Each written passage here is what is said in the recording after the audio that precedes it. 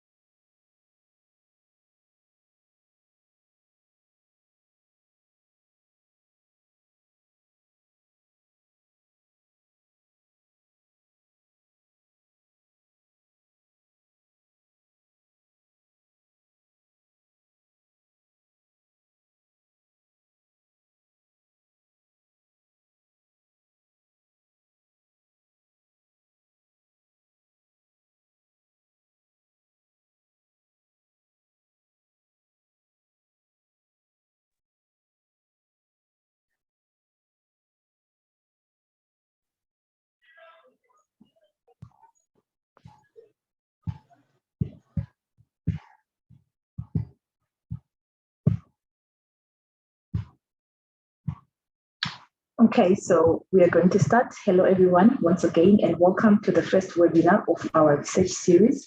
My name is Michelle, and I'm the Vice Chairperson of the IVPN Student Professional Development Committee, and I'll be your moderator for today's webinar. As the IVPN Student Listserv, one of our goals is to give the opportunity to pharmacy students all around the world to actively participate in research training programs that will help them to have a solid foundation on the basics of research. Allow me to introduce our speaker, Gareth Dyke, who will be taking us through the first topic in our research series, Research Planning Pathways to a Successful Submission. Gareth is a prolific scientific author who has published more than 300 articles in peer-reviewed journals over the past 20 years, including in Nature, Science, Proceedings of the National Academy, and other high-profile outlets.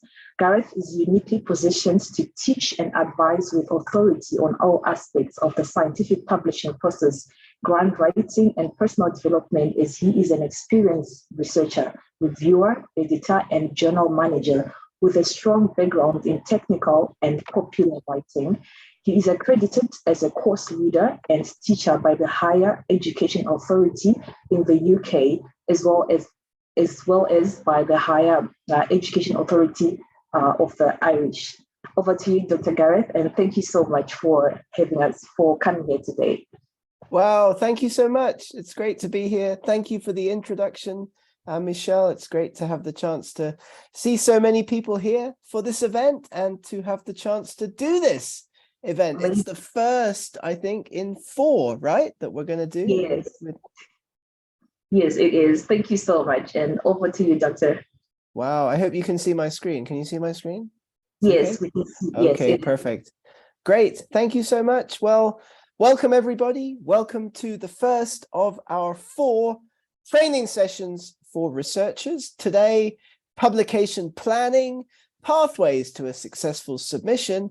In later sessions, if you come back next week, come back the week after, come back the week after that, we're going to talk about research writing, peer review, and then managing your impact at the end of the process, going viral. Hopefully, that's what we'd like to see when your paper finally gets published. So over the course of our 4-week training series, we're going to take your idea, your research idea, your research output, your research outcome, the message of your research, all the way through to a publication and beyond. So thank you again for joining today. Do feel free to get in touch with me, get in touch with colleagues at IVPN Student if you'd like to learn more information about what we're going to talk about in these sessions. The recordings will be available, and you can put any questions that you'd like to ask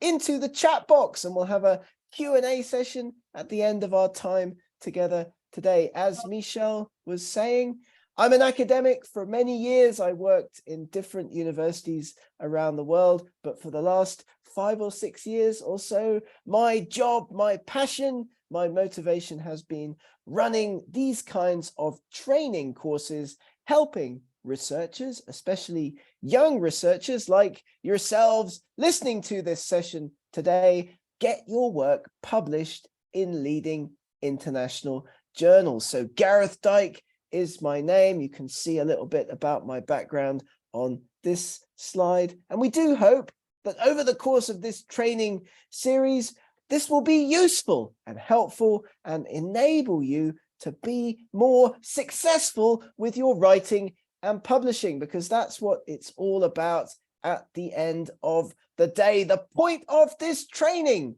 is to help you to be more effective as an academic researcher, getting your work published in those leading high impact factor international journals to advance your career, drive up your H index, get your great research results published, and also enhance the reputation of your research team and your research group. So you're probably thinking, what are we going to talk about in this session today? Good question. Today, in session 1 of our 4-part training series, we will talk about planning your publication, journal selection, outlining your research paper, and starting to write your research paper, which gives us a bridge from this training session into the second one, where we'll talk in more detail about the actual writing process. But planning your publication starts with journal selection. You've got a great result, you've got some data, you've got an outcome, you know what that outcome is, you know the significance of that result.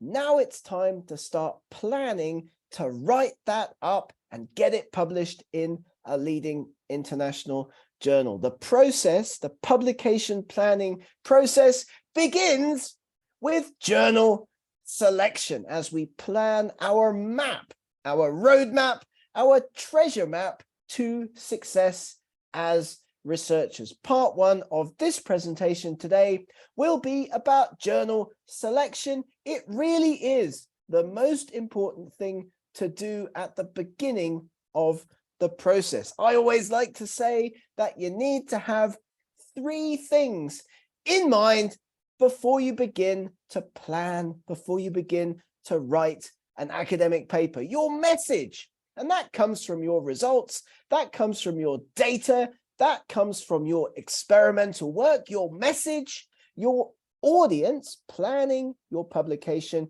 with your audience in mind.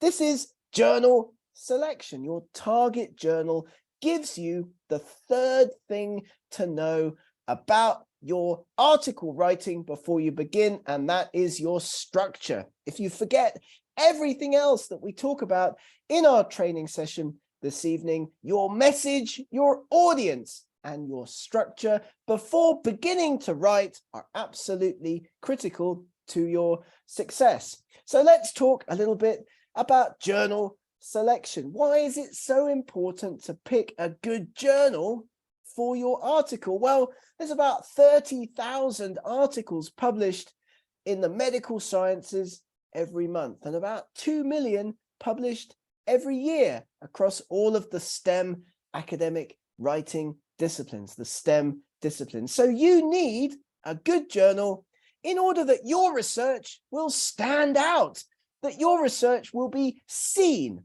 will be read, will be used by other researchers. Of course, we don't just write those research papers to stick them on the wall or give them away as presents to our friends and family. We write academic papers so that other people will read them, use them, and cite them in their own research. So selecting a good journal at the start of the process is absolutely critical. And it really is a marriage, if you like, between research and publication.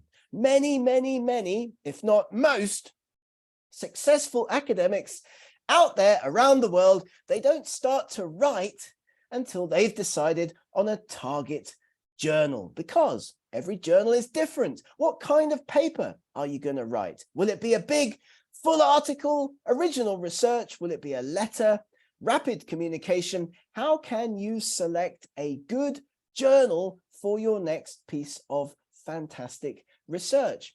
Talking to colleagues, talking to other researchers in your area, and making pre-submission inquiries to journals can really help a lot with the journal selection stage of the process.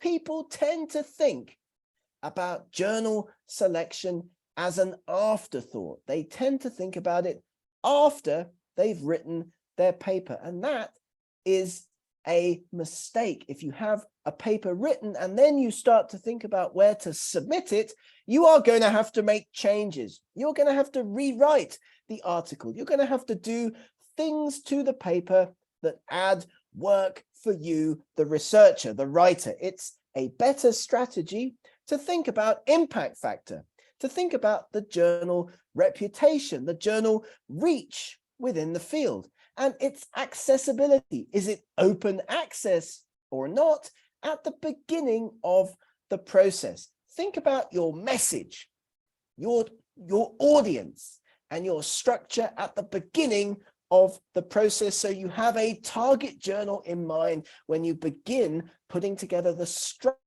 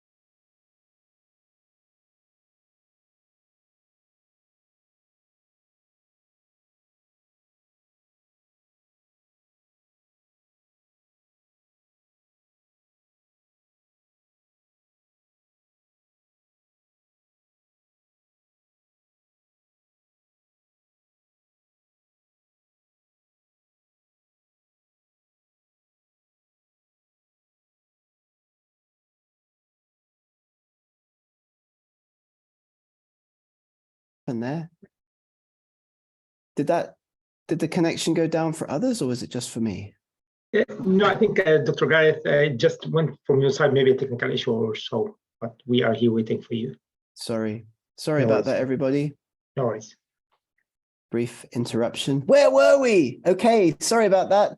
We are back to journal selection, and there are 3 rules for journal selection. Make a list of journals in your target field, in your area where you would like to see your paper published, and then rank that list of journals by impact factor. So aiming high, choosing appropriately for your next submission by talking to other researchers, by talking to editors, which we're going to come back to and talk about in a moment, and then learning to sell and manage your submission through the process, which is something that we will talk about in this session and in later sessions in this training course as well. So keys for journal selection: aiming high, choosing appropriately, and learning to sell and manage that submission. Because authors around the world, they tend to want 3 things for their papers. They tend to want speed.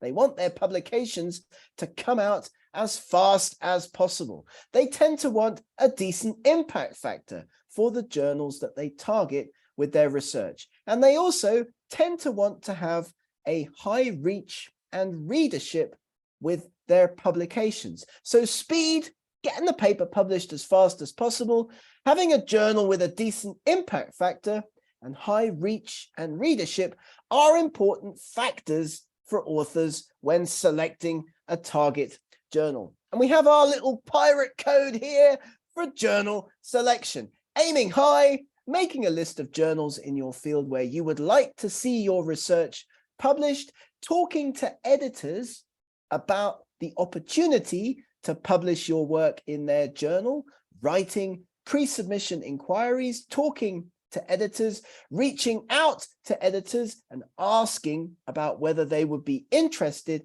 in having a submission from you to their journal, and also the kind of training that we can provide to help researchers with this process. And we'll talk about the different kinds of journals in a moment, but you'll be familiar with open access journal publishing as opposed to the traditional kind of publishing that we used to see much more often. If you're publishing your work in an open access journal, and we'll talk about what those kinds of journals are in a moment, you will be retaining the copyright over your work as an author. So the kind of journal that you have access to has a big impact on the reach, on the citations, and on the impact of your publication after submission.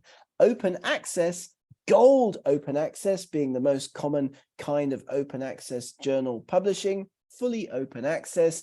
Anybody, anywhere in the world can access and download your publication after it appears in a journal, in that journal, as opposed to traditional publishing, where only people or people working at an institution with a subscription would be able to get access to that content. So gold open access is very important for us as researchers. It often comes with a cost, an article processing charge, which is something that I'm sure that many of our colleagues will have questions about at the end of the training. But have a think about your next piece of research and the factors that are most important to you when selecting a journal. And journal selection should come at the beginning of the process. Your message, your audience, and your structure being the three key things to think about as you begin putting your paper together, the first stage of the planning process for your next publication. So what's most important to you? Readership, the article type, the publication speed, the indexing. Of course, if we want to publish journal articles in journals which are high in the ISI index or Q1 or Q2 in the Scopus database, then they must be indexed. They must have a decent impact factor, of course. And what's the acceptance rate? What's the kind of novelty for your target journal in terms of the one that you're going to select for your next paper? Now, we are familiar, of course, with impact factors and H indexes, but journals often also give us a range of other metrics that they may have to describe their journal. And these are worth knowing about, and we summarize them for you here on this slide so that you can see them. If you see them on a journal website, you know what those metrics are all about. The impact factor, very importantly, is released by a company called Clarivate Analytics. If a journal tells you that it has an impact factor, it's very, very well worth checking the Clarivate database. If it's an open access journal that you've not heard about much before, does that journal really have an impact factor? And your H index, described down at the bottom of this slide, is your measure of impact as a publishing academic, the number of papers that you've published that have been cited at least that number of times to the maximum level. So somebody with an H index of 2 has published at least 2 papers that have themselves been cited twice. Somebody with an H index of 200 has published at least 200 papers that themselves have each been cited at least 200 times. Impact factors being very important for us to understand. And again, here the difference between gold and green hybrid open access journals. The gold ones are fully open. The green ones are traditional journals that also allow you to put a final draft of your published paper onto a website, onto your homepage, or onto a site like ResearchGate. Areas and issues to be aware of as a researcher when selecting a target journal for your next publication. Because in the old days, when we used to walk down to the library and have a look at what had recently been published, what had recently come out in the journals in our subject area, we were mostly looking at subscription journals where it's free for the author to publish, but there's a cost levied to the institution or to the library. The reader has to pay in some way. And those are traditional journals falling in number these days as the big publishers are moving as many of their journals as possible over to open access, which is free for the reader, of course, but the author may have to pay. That's the big difference between traditional and open access journals. If you cast your mind back to my slide with the things that researchers want to think about when choosing a journal, speed, reach, and readership and impact are key. So do keep those in mind for your next article when you begin the planning process, thinking about which journal to select. If it's an open access journal, it's always very well worth checking the directory of open access journals to make sure that your open access journal that you're selecting is listed in this directory and really is legitimate. Also, have a look at the COPE index on publicationethics.org. That's another great place to get information about things like authorship in the publication process, as well as the kinds of journals that you should be using for your next article submission. Because, of course, as you know, many open access journals have built a business model around tricking authors into paying for publications when they're not really going to do peer review and publish your paper properly. This has become, unfortunately, a way to trick and cheat people out of their money, because many predatory open access journals, open access publishers promise quick and easy publication. They are offering a publication fee at submission. They're asking for a publication fee at submission, which is something you should never, ever, ever do. Beware of those spam emails that we all get inviting us to contribute to this conference volume or that conference volume. If you have any questions about any of this, do get in touch with us. Do check scientificspam.net. Do have a look at this website as well. Think, check, submit.org is a great place for authors to check that the journal that they plan for their next submission is really a legitimate journal, is really a good journal for you to choose. Is it trusted and appropriate? Do you know the journal? Is the publisher trusted? Does it have clear peer review policies and fees? Is it in COPE? Is it in the directory of open access journals? And so on. And only submit if you're okay with all of this. Researchers around the world spend lots of money and time doing research. They also spend lots of money and time writing up their papers for publication, but they don't spend often all that much time really thinking about what would be the best journal for their next article submission. And this is very, very important. As we've talked about in this session, your message, your audience, and your structure. If you forget everything else that we talk about today, these 3 things to have in mind before you begin the article writing and planning process: your message, your audience, that's your target journal, and the structure of your paper? Is the publisher reputable? Who's on the editorial board? Is it indexed? Who are the other authors that you may have seen publishing in that journal? And are the fees, if it's an open access journal, are the fees clearly stated on the website? You should never, ever, ever be paying before your article is peer reviewed and accepted. And we would also strongly recommend that you reach out to editors with pre-submission inquiries before making a submission. There's no limit to the number of these emails that you can send. Dear editor, I've finished a piece of research. Would this piece of research with the following results be suitable for submission to your journal? Very effective strategy for getting editors interested in your work before it's time to make a submission.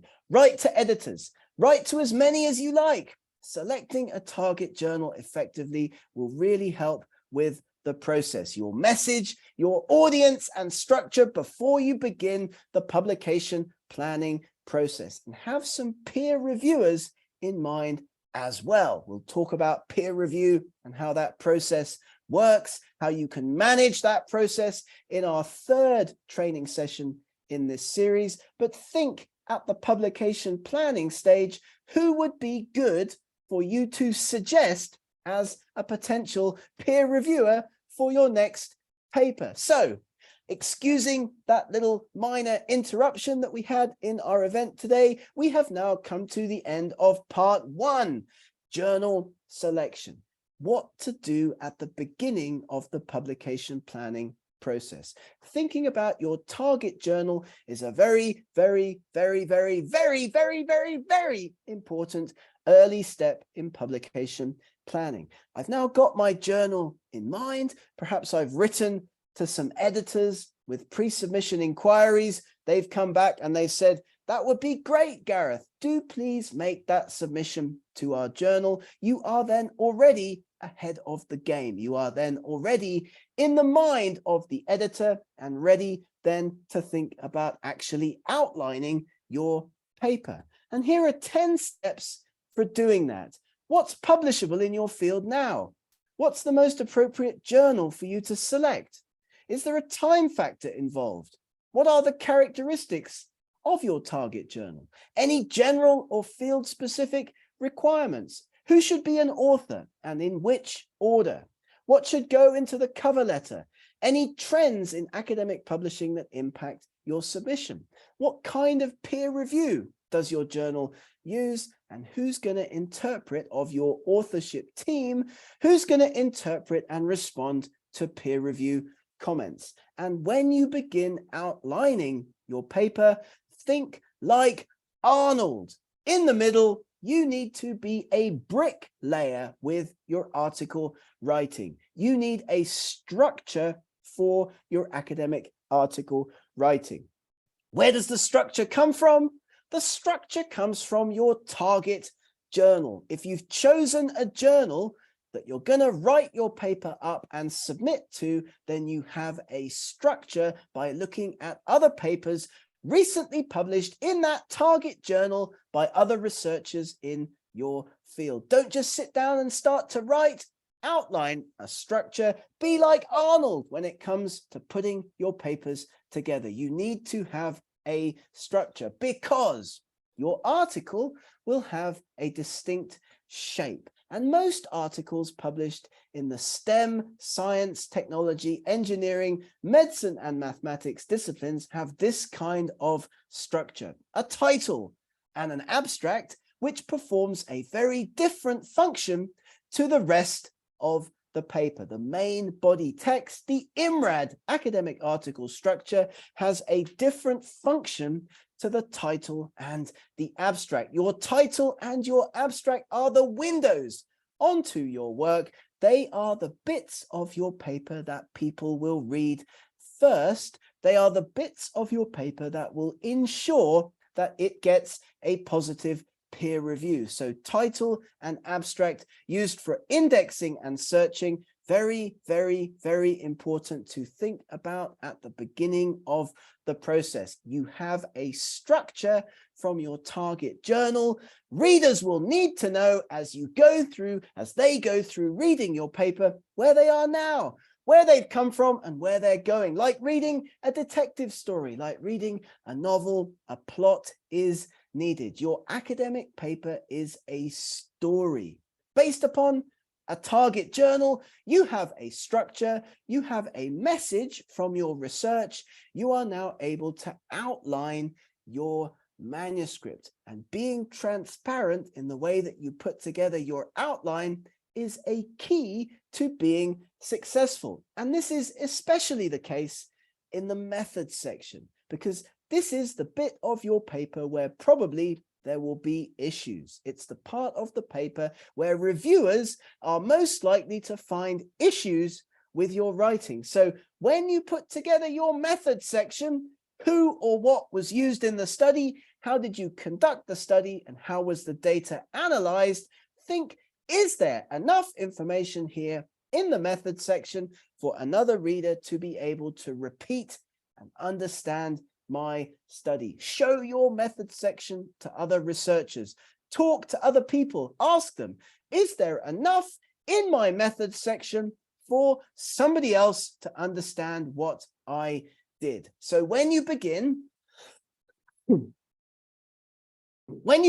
putting your paper together, when you begin outlining your paper, understanding structure is absolutely key.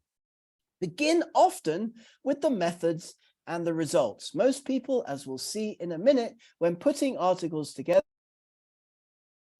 they begin with the methods and the results. But when it comes to writing your introduction, you also have to be effective, because the average length of an academic article overall is about 4,000 or 5,000 words. On average, about 5,000 words. So you don't have a great deal of words to use in the different sections. For example, in your introduction, you're going to have about 1,500 words, and being effective in a short number of words, we'll talk about this in our second session in this training course, when we start to talk about how to put your academic writing together. You don't have much space to be short and effective with your English. What's the question that your paper addresses? What's the state of the art? And here we are going to talk about this in our paper, your templates based on your target journal, building up the templates for the different sections of your academic writing, and establishing focus as you outline your article. What are you investigating? What are you measuring?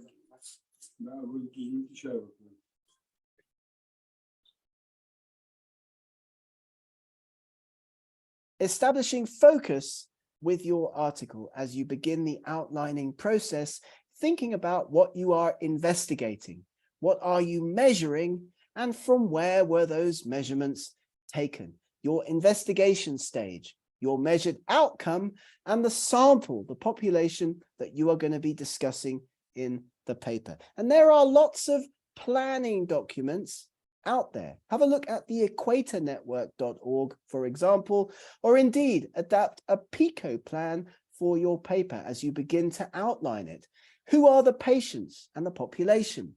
Who do they relate to? What interventions did you use? What comparisons did you make? And what outcomes are there? What are you measuring? PICO is one strategy for writing non-clinical papers, but on the equatornetwork.org are lots of other templates that you can use to help you build out the structure of your article as you begin the outlining process. You're going to be guiding your readers when we start the writing process in our second session, thinking about what your research question is, what the aims of your paper are, and what the conclusions of the study are going to be. Why is your paper important? Is this something unknown, a limitation, or a controversy that you're addressing? What do you plan to achieve? How is this directly related to the problem?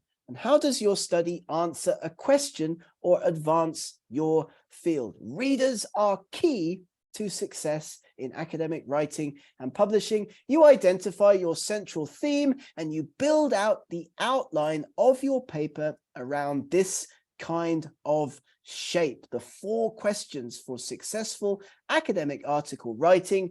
Why did you do the work? What did you do? What did you find?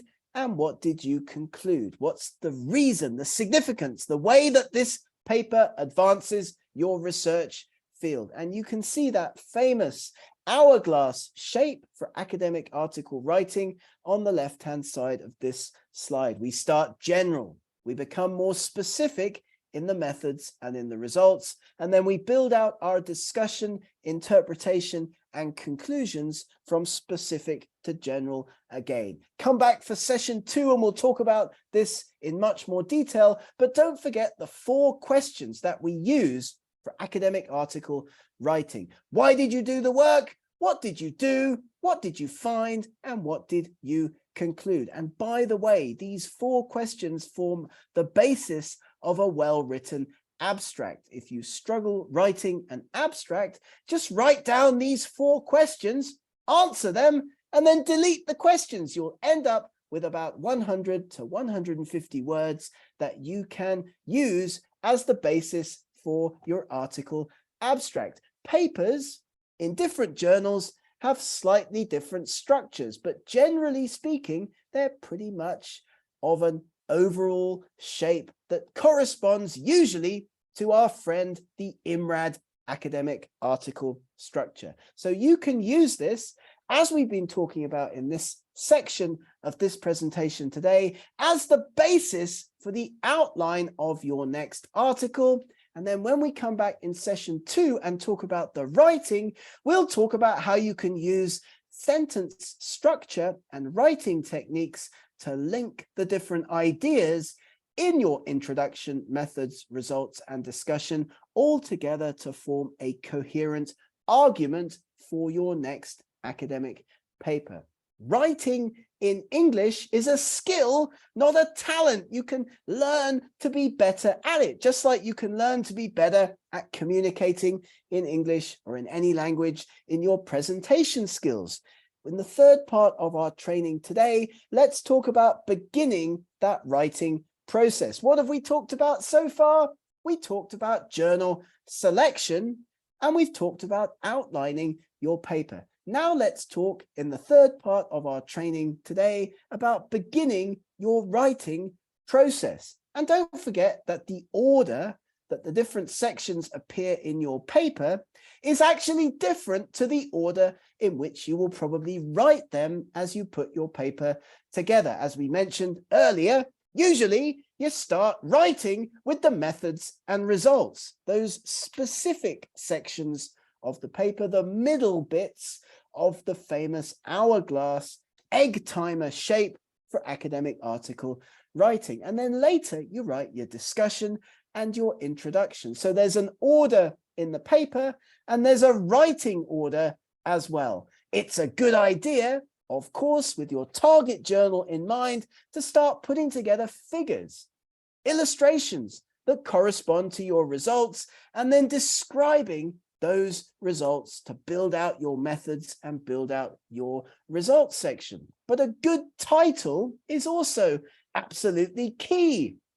Did you know that titles less than 7 words in length actually get more citations, especially in medical sciences like yours, pharmacy? If you write a long title, your paper will not be read by as many people. Keep it short, keep it simple, and try to keep it to less than 7 words if possible. A good title should adequately contain the contents of the paper. Keep it short, containing the fewest possible words. With your title, identify the main issue, the subject. Be accurate, unambiguous, specific, and complete. No infrequently used abbreviations, and above all, attract people to reading your article. You want people to think, that's a really interesting study. I need to read that. I want to read that all the way through. And this is important as well for peer reviewers and editors, they see your title, they think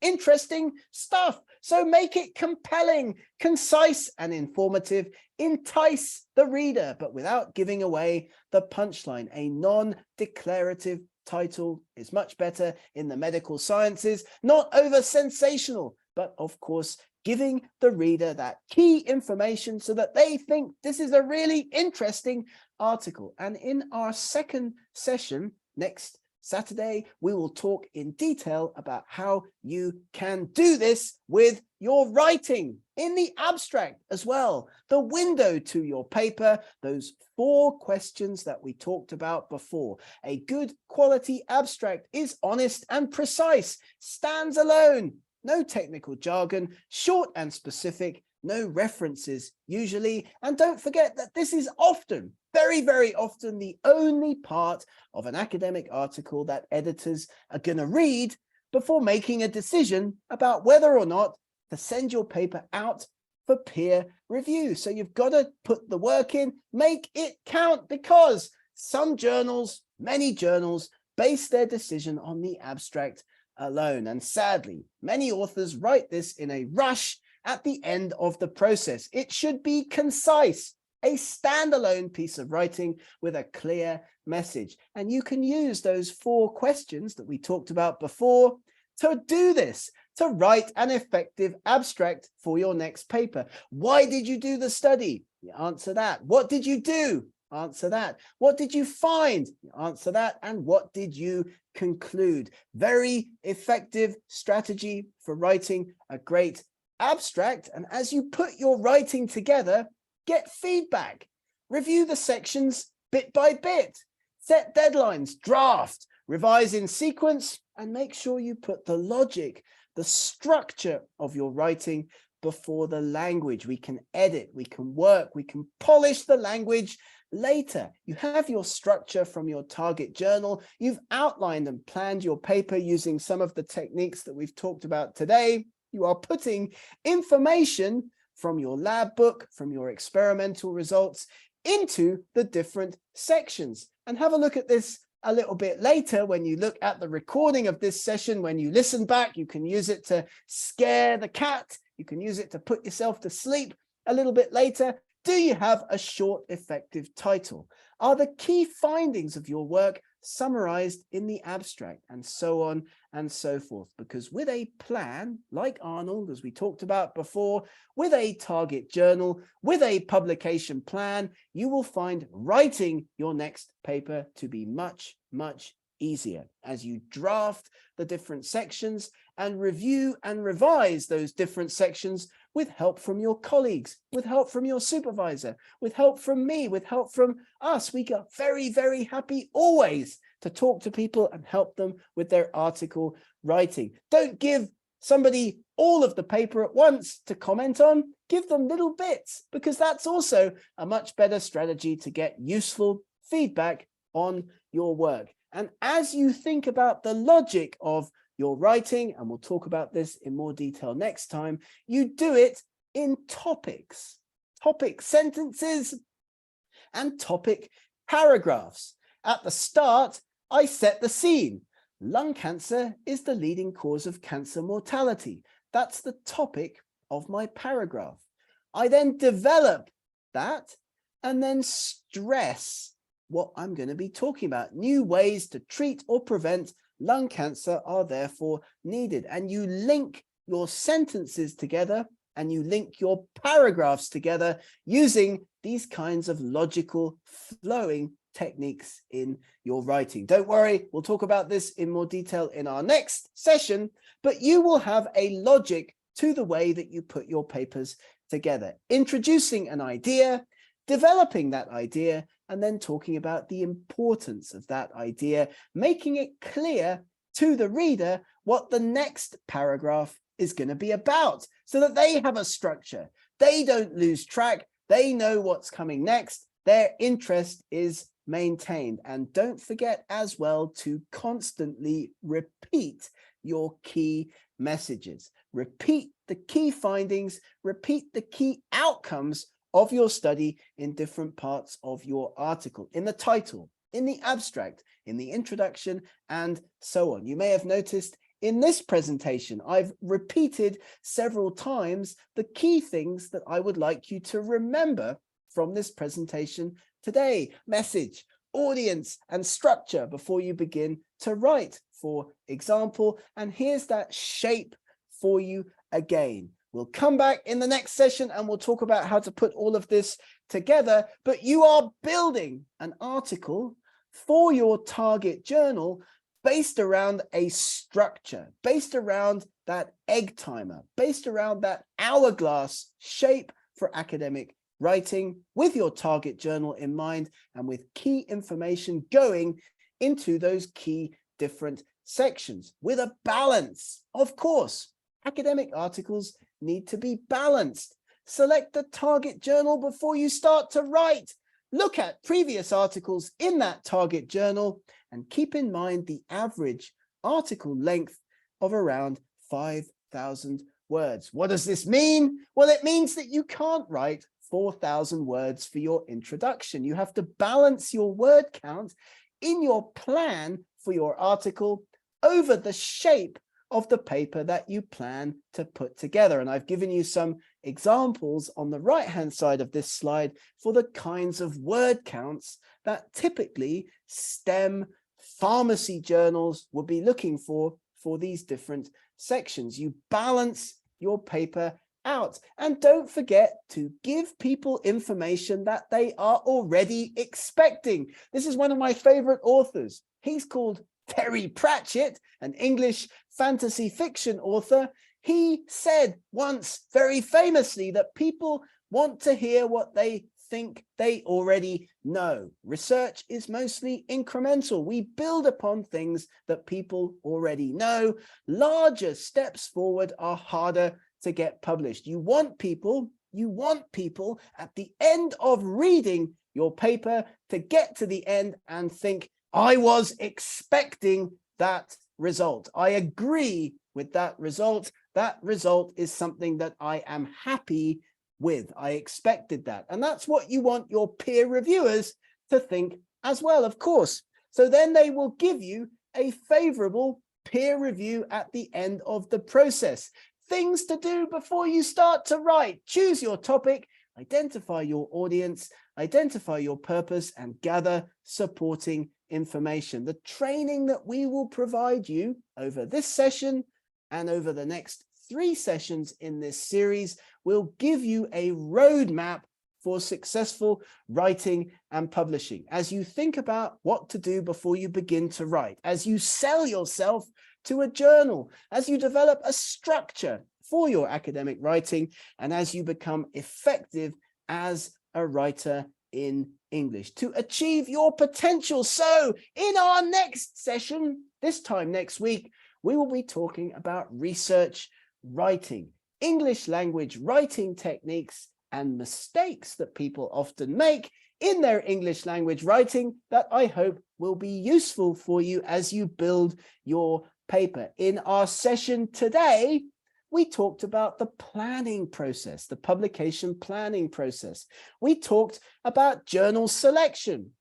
We talked about outlining your paper, and we've talked about beginning to write. I do want to say before handing over to the moderator, to Michelle again, just a few thank yous. My colleague, Michael Snowden at AJE, my colleague, Scott McCleary at EdAnts, my wonderful friend Ahmed, and also Ahmed Elakad, the president of IVPN Student, have helped a lot with this planning and with the process. We have given you a code. We'll paste this code into the chat box. This code gives everybody listening to this event 30 days free access to the AJE AI editing tool. You can use it to edit your papers in less than 6 minutes, get a paper back that's edited less than 6 minutes. And thank you once again for the opportunity to do this. Michelle and Dua also have been fantastic in setting up this event and helping me with everything, even those unexpected internet outages here in our small village. Michelle, how are we doing? How's things with you? Everything okay? I'm doing great. Thank you so much, Doctor, for such an informative session. We are really grateful to have you today, and I'm sure our participants they've gained a lot from your session. So we have some questions in the Q&A section. So I'm going to read them out to you, and you can respond. So the first one says that what about patents and publication? I think they did an explanation concerning patents and publication. Right. So patents are a kind of publication, of course, but you should always put your patent before your publication. So there are some journals that publish patent reports, but generally not published so frequently in the peer-reviewed academic literature. But yes, it would be very important to put a patent out, get that authorized, get that registered before talking about it in a publication. I hope that answers your question. Do reach out to me if you have any further questions on that particular topic. You can see my number here on the screen if you want to drop me a message in a WhatsApp or Telegram, or get in touch at the end of the session in any way. So thank you for that question. That's a great question. All right. We have the second one. It says, my name is Jidon. We all know writing a research paper requires a lot of time and energy. What is the use if a researcher publishes his or her paper in an open access journal? He should at least publish where he or she can earn from it. That is the question. Okay, thank you for that question. What's the use of a researcher publishing their paper in an open access journal? Well, it really actually doesn't matter all that much to us as researchers what kind of journal we pick in terms of whether it's open access or traditional. What's important is how many people read the paper. So the benefit to researchers that comes from publishing academic papers is from the citations, from the readership, and from the difference that those papers make to other people. I mean, there can be commercial benefits as well, and we talked about patents in the earlier question. But overall, I would say that open access journals are good. You can find open access journals that also have decent impact factors. And then if you publish in an open access journal, then more people will have access to the work, which I think is a good thing, because then more people will read and have access to the work and be able to cite it. So I hope that answers your question. Many researchers feel that open access journals are good because they publish and then anybody anywhere can access that content. So people know about their research much more freely and much more openly. But that's a great question, and do get in touch with me if I can help with any further follow-up on that question after the session. Thank you. All right. So the third question here says, how can I know the impact factor? How can you know the impact factor of a journal? Have a look at the journal's website and have a look in the Clarivate Analytics database. So if you have questions about a particular journal and learning the impact factor of a particular journal, get in touch with me. I can help you with that kind of thing. Should be on the journal website though. And if it's on the journal website, as we talked about in our session, it's very well worth checking against the Clarivate Analytics database. What the impact factor is a retrospective measure of the number of papers that journal has published over the last 2 years, divided by the number of citations that journal has garnered over the last 2 years. Okay, so it's a measure of total number of articles published against total number of citations that the journal has gathered in total. Okay, I hope that helps. Thank you for that great question. All right, so we have another one from Miriam. They say that, is it ethical to submit to journals simultaneously? It's absolutely fine to submit different papers to as many journals at the same time as you like. If you have 3 papers finished, you can send those to 3 different journals. You can send those 3 papers to the same journal if you like, but the papers are different. The contents of the papers are different, and that's absolutely fine. What's not fine, what's not okay, is sending the same article to different journals at the same time. That's unethical, and you'll get caught if you do that. And we've seen that happening a lot at our journal, for example. Researchers will finish a paper and they'll send it off to several journals at the same time and see which journal accepts it first. That's very different to making pre-submission inquiries, where all you're doing is writing an email to the editor with the result of the study and saying, would you be interested in receiving a submission? So I hope that helps. I hope that answers your question. But yeah, if you've got several papers finished, of course, you can submit them to different journals simultaneously, so long as the articles are different from one another. Thank you for that great question. Thank you. All right. Another question says, how do we find editors' contact details for the journal? How to find editors' contact details for the journal? Well, these should be on the journal website. If they're not on the journal website, then that's a potential red flag for you in terms of that journal as a choice for your next paper.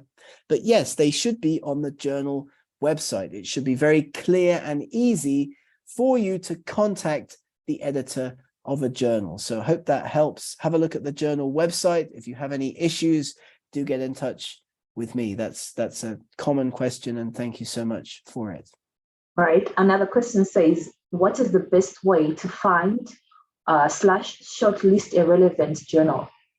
Yeah, and let's just answer the one above that as well. The recording of the session will be available, right, Michelle? Like, everybody will get a chance to listen back. Oh, yeah, I speak that one. Yes, I'm sure it's available, and we'll surely look for ways to send it to everybody. Thank you so much.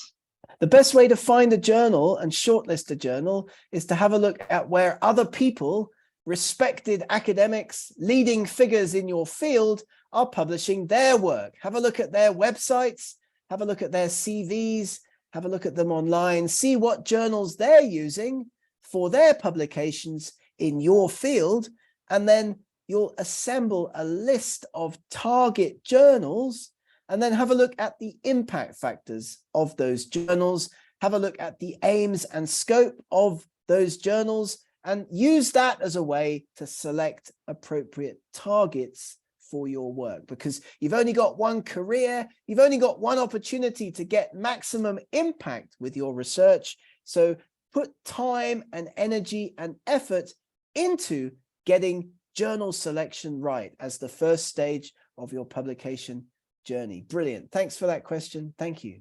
All right. And then we have somebody asking if your presentation is going to be available. Probably they want to read it afterwards. Absolutely. Yeah, absolutely. We can totally do that. Like, I'll send you guys the PowerPoint slides at the end of the session. You can give them out to all of the participants.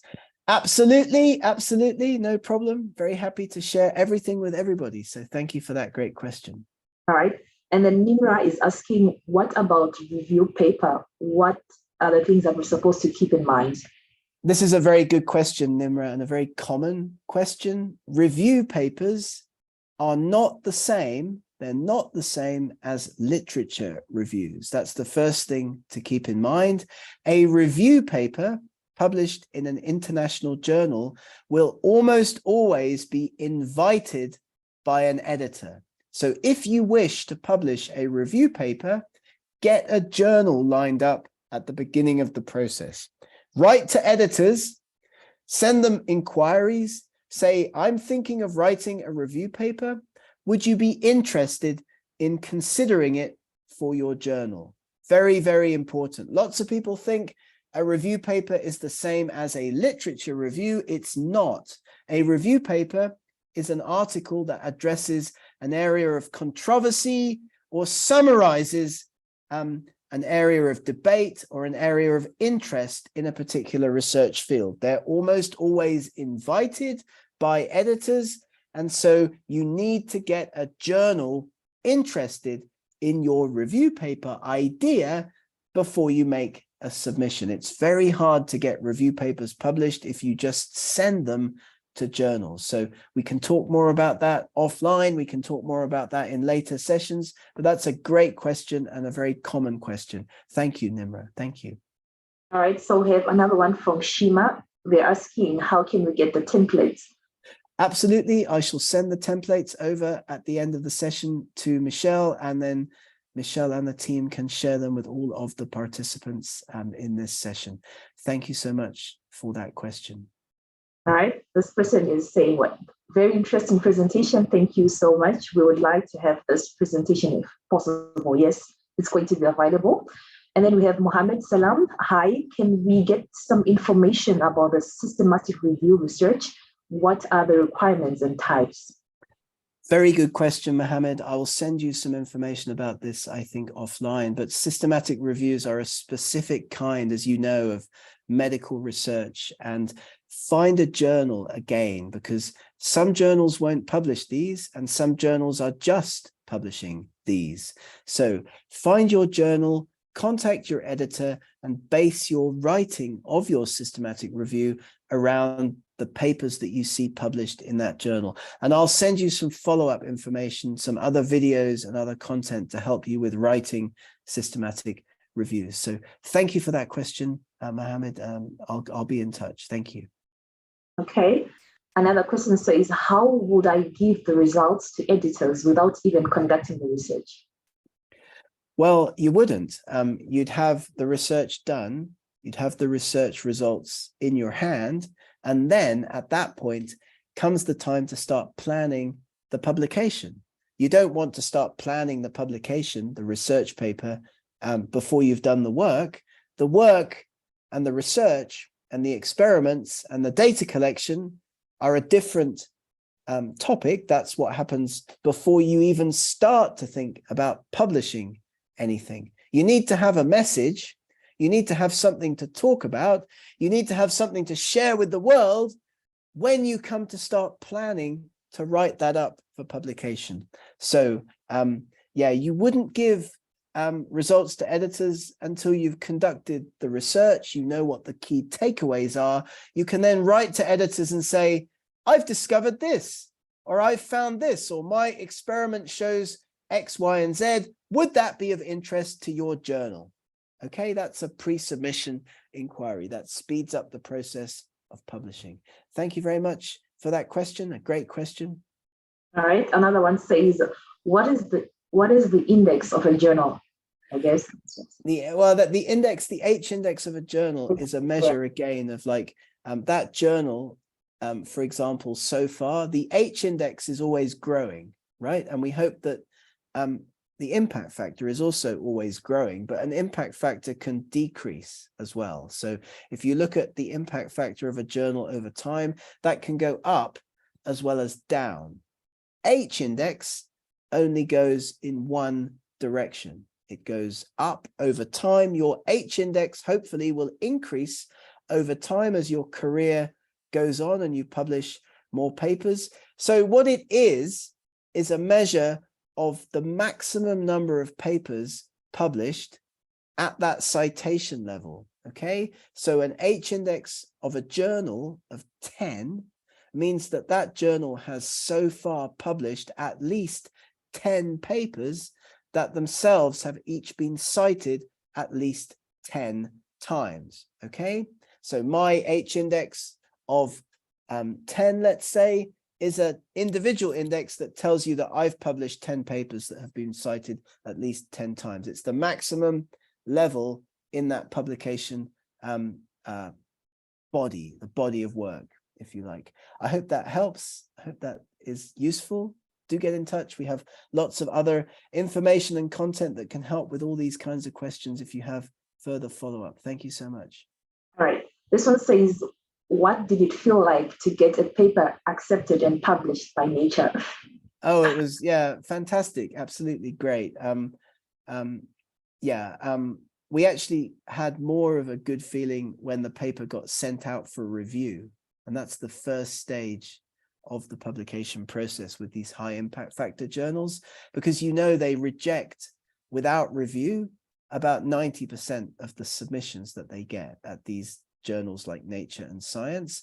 So the first thing to celebrate is when your paper even gets sent out for peer review. So that's the first stage. So yeah, thanks for that question. In later sessions, in our fourth session, we'll talk a little bit more about managing this kind of thing and thinking about maximizing the impact of your publications. Because of course, just because you publish a paper in a high impact factor journal doesn't mean that people are going to read it. And that's very important to keep in mind. You can also publish papers in regional journals with much lower impact factors, but then promote them so that lots of people read them. So that's important as well. Thank you so much for that great question and for your feedback. Thank you. Right, so Dr. Faisal asks, what is the way to write a meta-analysis? Great question, Dr. Faisal. I'll send you some follow-up on this as well, because we've got some very specific training information to help you write a meta-analysis. Also get in touch with me because I can help you to plan a meta-analysis. Thank you for that question. Of course, meta-analyses are another specific kind of medical research publication, so target your journal very carefully. But thank you for that question. I'll follow up after the session. Thank you. All right, and then Hayam is asking, in case of choosing a topic for a rare number of population, about less than 5%, is it okay to work on it and not having that much researches on it? These are judgment calls, absolutely, and that's a great question. These are judgment calls that you make as a researcher, like, what will the significance of doing that research be? Think about that. Think about how many other researchers around the world will be interested in the results of this study, because of course you could have like a small population that's very, very important in terms of, global health, for example, just to use one example that lots of people would be interested in learning about. Whereas you might not want to spend so much time working on a specific question if it's not going to have that much impact. So I think that's a judgment call, Hayam, and again, happy to talk about it in more detail offline. But generally speaking, if not that much research has been done on something, that's often a good thing in terms of a knowledge gap, potentially, that you can then address with your own research. But thank you. Great question. Thank you so much. All right. And then this person asks, I am a researcher and teacher in pharmacy faculty in Algeria. Can we share this presentation with our students? Of course, absolutely. 100%. Very, very welcome to share everything with anyone, Okay. Especially Great. with students. That's great. And someone else is asking for my contact information. I'm just putting that here in the chat box. Yes. Again, do not forget to cut and paste the link that I've pasted again in the chat box. This is a link to the AJE website where you can get free access to an editing tool, an AI editing tool that is actually a really good one. There's a number of them out there around and about, Grammarly, Writeful, all these kinds of things. This is a good one. It's trained on academic articles. And so you upload a paper, you go off and make a cup of tea, you come back, the paper's been edited, which is absolutely fantastic. All right. And then here, Nimra is saying your energy is remarkable. That's a compliment. And then Sarah says writing a paper about the history of strategies used to evaluate drug safety during pregnancy and breastfeeding belongs to which type of papers? It's a review paper, a retrospective overview of a particular field, Sarah. The question is whether that is going to be of interest to journals. So before you begin, contact some journals and ask the editors whether they will be interested in having this kind of paper. Is it interesting for their readers to learn about the history of strategies used to evaluate drug safety during pregnancy and breastfeeding, for example? Okay, so it sounds like it would be of great interest to certain kinds of journals, to me at least, but you need to get an editor interested in this topic before you begin writing it up, because otherwise you'll be wasting energy and time if you're not going to have a good chance of getting it published. Thank you so much. Okay. Another question says, is it possible to publish research article free of cost? Absolutely. It's very, very possible to publish a a research article free of charge in those particular kinds of journals that would be your target journal. So all of the traditional journals, all of the non-open access traditional journals will not charge authors to publish. So again, have a look at where your colleagues are publishing their work. Have a look at the target journals that you'll see on their websites, on their CVs, and see if you can't make a list of journals in your own field that would be suitable in that respect. Thank you for that great question. Really, really a good question. Thank you. Great. Okay, this one is about the IVPN AR. We'll check about that one and get back to you. I'll have to ask the people who organize that event. And then Rana is thanking you, Doctor, for the webinar. And then we have Yusra. They're saying that they couldn't copy and paste the link, so I'm going to resend it to them so that they can try again. Probably. Yeah, I just copied and pasted it out of the chat box into my browser, and it worked for me. But again, like let's paste it again, and let's see if we can make it work. Do get in touch, everybody, if you have further questions and follow up. I guess we'll see you in the next session next Saturday, right? Yes, that's it. Thank you so much, Doctor, for your presentation, and thank you to everybody who participated today. I'm sure that you learned a lot, and we hope to see you again in our next session.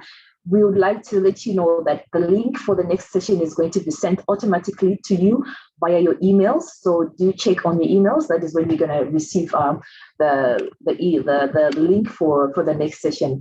Otherwise, thank you all and wishing you all a great day, and hope to see you again next week. Bye-bye.